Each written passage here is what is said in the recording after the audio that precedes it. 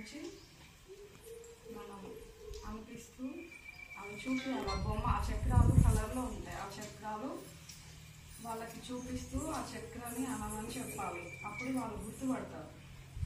అప్పుడు మూలాధార చక్రం అంటే ఒక భూమి, మూలస్తంభం, ఆధారం. అంటే తను ఆ చక్రంలో ఎక్కుపోకుండా ఇంకా పై లెవెల్ స్థితికి రావాలి అంటే ఆ చక్ర స్థితిని దాటి స్వాధిష్టానానికి రావాలి. మూలాధార చక్రంలో ఓన్లీ తినడం, నిద్రపోవడం, ఒక ఆధారం అంతే. ఇంకా ఆ స్టేజ్లో ఉంటారు. ఆ చక్రం దాటి స్వాధిష్టాన చక్రంకి వస్తే నా పేరు ఇది, నేను సర్పంచ్, నేను ఎమ్మెల్యే అని ఆ స్టేజ్కి వస్తారు. మణిపుర చక్రం నేను పండితుని అంటే కొంచెం జ్ఞానం అనేది వస్తుంది.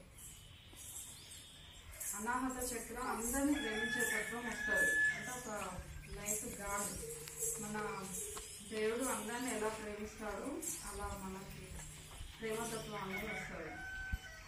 ఆజ్ఞా చక్రం దివ్య చక్షు ఓపెన్ అవుతుంది.